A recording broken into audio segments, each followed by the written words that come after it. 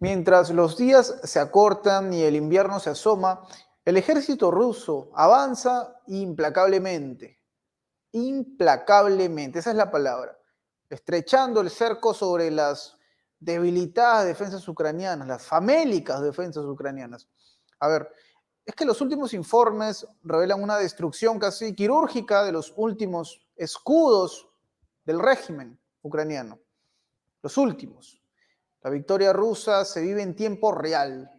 Y medios como RIA Novosti, por poner un ejemplo, los hay más, como Izvestia, Gaceta.ru, en fin, hablan ya con comandantes rusos, sí, comandantes rusos, quienes aseguran que los ucranianos están casi en el caldero. Esa ha sido una frase que ha quedado perpetrada, casi en el caldero.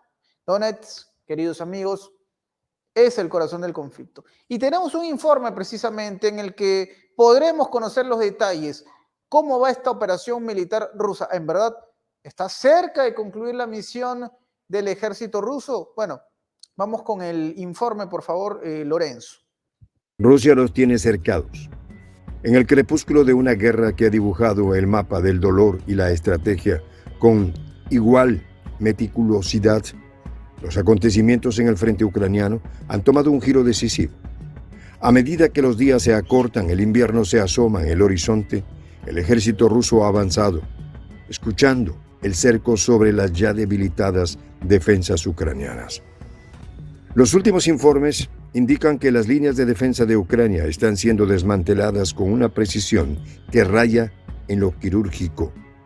Están casi en el caldero. Se escucha decir a los comandantes rusos, una frase que resuena con un eco de inevitabilidad. El área más crítica sigue siendo Donetsk, donde la intensidad de los combates no ha menguado desde octubre. Tras la liberación de Avdiivka el pasado 17 de febrero, las fuerzas ucranianas se han visto obligadas a retroceder al menos 10 kilómetros hacia el oeste. El frente que anteriormente discurría a lo largo de la línea de Tonikoye, Orlovka, Semenovka, Berdichi, ha sido reconfigurado por recientes avances rusos que han alcanzado Ocheretino, ocupando la mayor parte del pueblo. Desde Ocheretino, las tropas rusas han logrado infiltrarse en Novokamutovka y Solovoyevo, desde el norte. La situación de Berdichi es particularmente tensa, con las unidades ucranianas restantes al oeste del pueblo enfrentando la amenaza inminente de ser completamente rodeadas. Si Berdichi cae, esto podría permitir un asalto directo a Novoselovka y primero a la orilla del río Volchilla, donde las Fuerzas Armadas de Ucrania están intentando erigir una nueva línea de defensa. Mientras tanto, al oeste de Avdiivka, el avance ruso continuó hacia Umanskoye, desde Orlovka y desde Permomaisky, recientemente liberado. Sigue manteniéndose entonces esta tendencia, una Rusia que a pesar de el famoso apoyo, paquete militar enviado por Estados Unidos a Ucrania, continúa en sus decisiones, respeta las planificaciones que se hicieron inicialmente y que de hecho pareciese van a intensificarse considerando un contexto que no es menor. Hay cada vez voces más altisonantes desde la OTAN. Hay insinuaciones, rumores que vienen desde Francia, de enviar tropas, desde la propia Polonia también. Entonces, esta situación va poniendo en una encrucijada a Vladimir Putin y a todo el entorno que respecta al Kremlin. Es momento tal vez de que Rusia pise el acelerador, es momento de que se pueda hablar ya de una victoria mucho más mayúscula, una victoria que consolide ciertas posiciones. Lo de Avdiivka en su momento se dijo, ¿no? La intención de poder llegar a estas zonas elevadas, montañosas, que le darían una mejor perspectiva a Rusia para los planes militares. Se consiguió. Ocheretine cayó también. Los defensores, los militares ucranianos dejaban sus armas. Y Rusia, por su lado, también busca mucho la simbología, porque sabemos que en las próximas horas se estarán exhibiendo tanques estadounidenses que fueron capturados en escenarios de batalla. Las cosas están llegando, creo yo, a un nivel decisivo. Los próximos meses, de hecho ya lo habían augurado desde el Reino Unido, expertos militares, ¿no? Desde el Reino Unido nada menos, que no le daban ni 6 meses al conflicto desde cuando se vaticinó, que es abril. Tal vez no termine en 2024, o tal vez sí, no lo sabemos, pero en efecto parece que una tendencia se mantiene y no cambia en absoluto. La llegada del paquete militar que tanto habían prometido se cumplió, pero parece que el simple hecho de que no haya llegado íntegro ya ha dejado algunas interrogantes, pero parece esto ya no se trata solamente de números, de cifras, de dólares, ¿no? Hay también mucho que evaluar al respecto de la parte operativa, ¿no? Si están preparadas las tropas ucranianas para poder utilizar un tipo de armamento, ¿no? Se habló en su momento de los misiles ATACMS, que solo podían ser ejecutados por especialistas de la OTAN, por poner un ejemplo. Ahora ya ni eso tenemos. Tenemos, lo digo, entrándonos en la historia, ¿no? Porque yo de ucraniano no tengo nada, en absoluto. En fin, vamos a seguir viendo el informe para conocer un poco más la realidad, el mapa geográfico en esta guerra que continúa en Ucrania y que es muy, muy, digamos, cruda, pero tenemos que contarla con sus detalles, ¿no? Hasta Netailovo y Karlovka. Esta última es una encrucijada vital, cuya captura complicaría seriamente la logística de las Fuerzas Armadas de Ucrania en toda la dirección de Donetsk, desplazando sus posiciones de artillería entre 20 y 25 kilómetros lejos de la capital de la República Popular de Donetsk.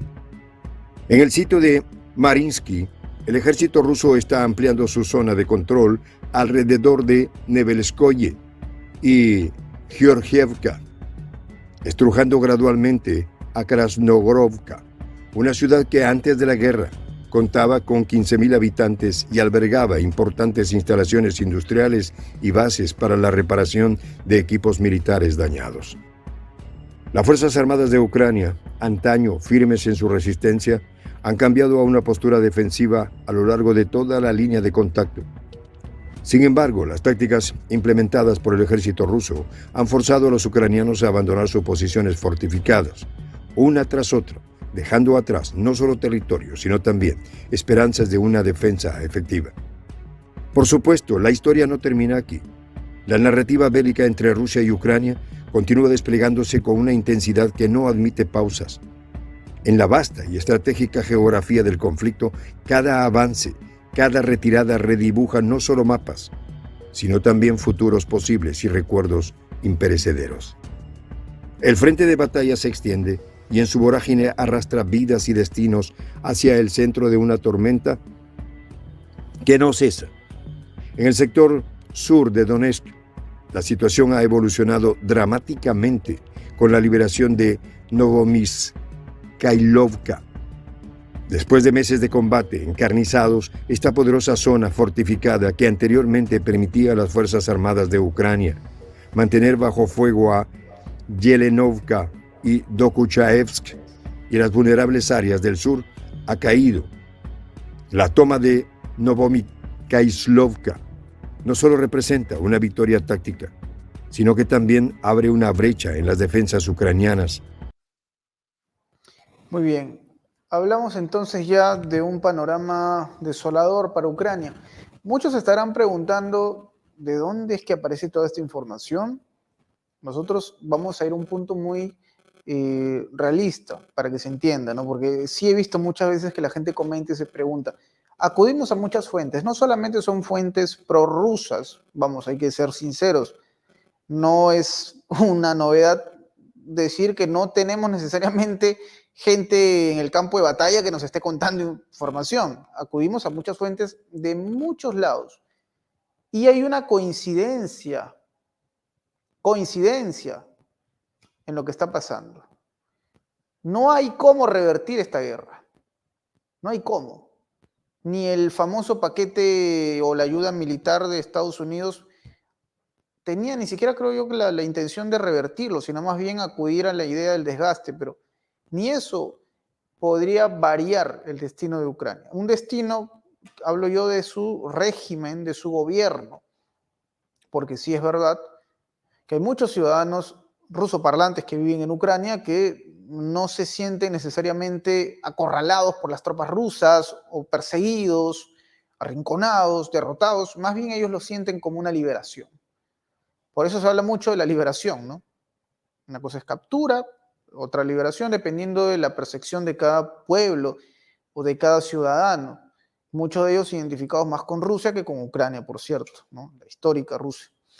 Entonces, entramos en un momento en el que se va a contar lo que pase con muchos números fríos, números en rojo, si se quiere, que nos hablarán de una realidad bastante difícil de digerir para próximas generaciones. Pero creo yo que no hay debate en un asunto, que es que, en definitiva, a quien menos le convino esta guerra fue al ciudadano ucraniano, al que menos le convenía esta guerra.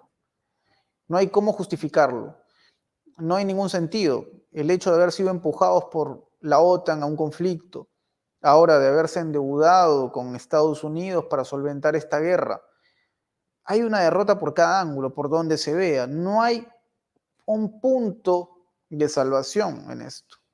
No hay una ganancia. Hay pérdidas que van también para los miembros de la OTAN, es verdad, sí, hay pérdidas. Pérdidas en cuanto al prestigio, en cuanto a la simbología. E insistimos también en cuanto a la propaganda, porque se hablará de esto como una derrota. Y para los que pregunten, bueno, ¿por qué tenemos que citar fuentes de medios rusos? ¿Dónde está la objetividad? Es que normalmente, y esto lo digo con todo respeto, ahora mismo, es lo más, digamos, razonable acudir al bando que sencillamente está mostrando con números sus objetivos que van logrando, ¿no? Es más fácil, va a sonar un poco crudo, pero es más fácil contarlo del lado del sobreviviente. Creo que se entiende lo que quiero decir.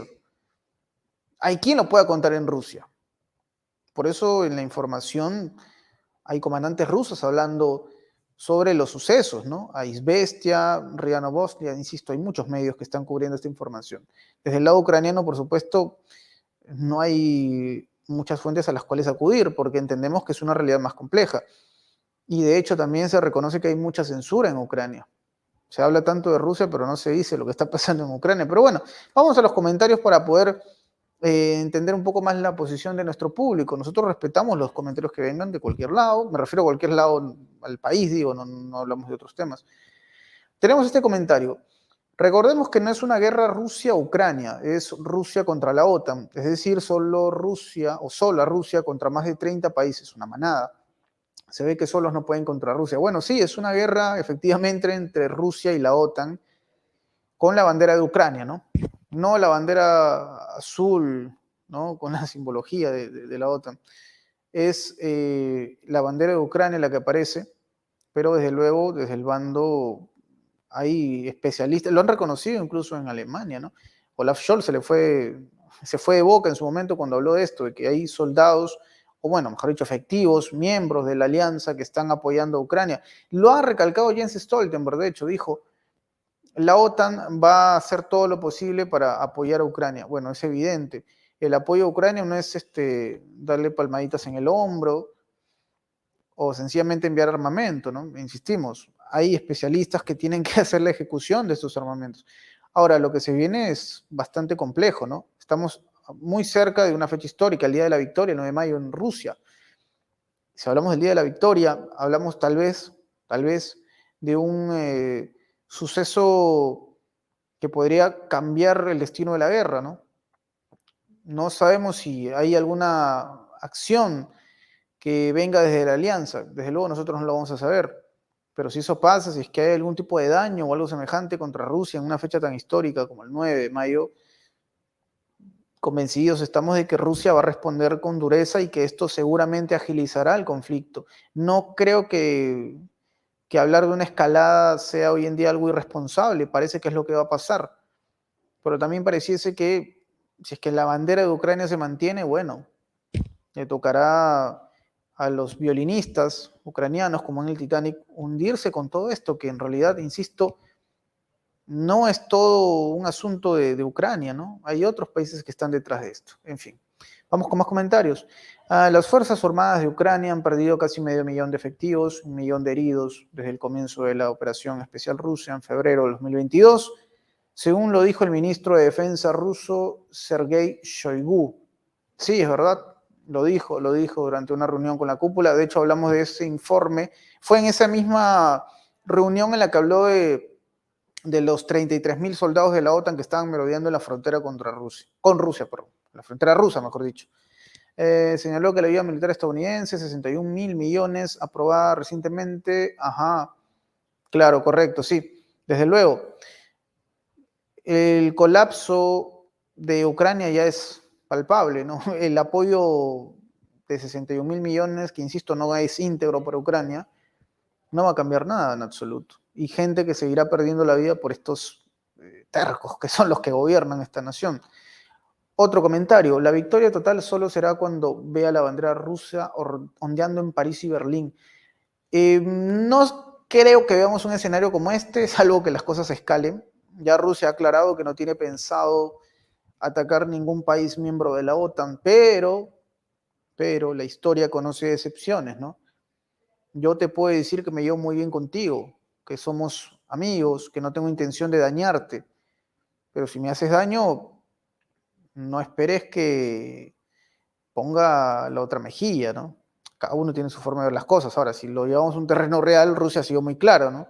Tenemos armas nucleares y las vamos a usar si es necesario, porque si no, no lo tuviésemos. ¿Es un elemento de disuasión? Claro que es un elemento de disuasión, pero por algo lo tiene Rusia. Desde luego, todo parte desde un punto en el que se sientan amenazados. Si es que algo como esto pasa, la guerra escala. Y podríamos ver escenarios como los que plantea nuestro amigo Roberto Carlos, pero dudo que eso ocurra. Dudo que eso ocurra. Vamos con el último comentario. A ver, vamos a leer lo que dice. Tan sencillo rendirse, sentarse a negociar. Bueno, sí, es verdad, pérdidas humanas hay. Sencillo para Ucrania no lo es hoy en día por el régimen y por el compromiso que ya adquirió con la OTAN. O sea, en términos humanos, sencillo es, ¿no? No es imposible. Es tan sencillo como que Volodymyr Zelensky emita un mensaje a la nación y diga que finalmente Ucrania se rinde. De que se puede hacer, se puede hacer. El tema es el impedimento que hay por parte de los socios, de los aliados, ¿no? Los aliados, entre comillas, porque de aliados no tienen nada. Yo les llamaría más bien los revoltosos, los prestamistas. Acá Lorenzo me da un término bastante cercano, ¿no? En fin, amigos, son detalles que vamos a seguir observando en los próximos días, porque siempre hay algo nuevo que contar. Y lo digo con un tono risueño, pero desde luego yo no me estoy gozando en absoluto el saber que seres humanos están perdiendo la vida, ¿no? No es algo para celebrar. Eso no se celebra. Lo que sí se celebra es que se van cayendo máscaras y mitos se van derribando, ¿no? La OTAN finalmente, señores, está a punto de perder esta guerra. La OTAN, no Ucrania, la OTAN. Amigos, mi nombre es Enzo Anchante, esto es Prensa Alternativa, los invito a suscribirse si aún no lo han hecho, ¿no? Por favor, suscríbanse que es totalmente gratis, comenten, compartan que es totalmente gratis también y que nos ayudaría a seguir llegando a más público. Un privilegio poder haber estado con ustedes, nos estaremos reencontrando en una próxima oportunidad.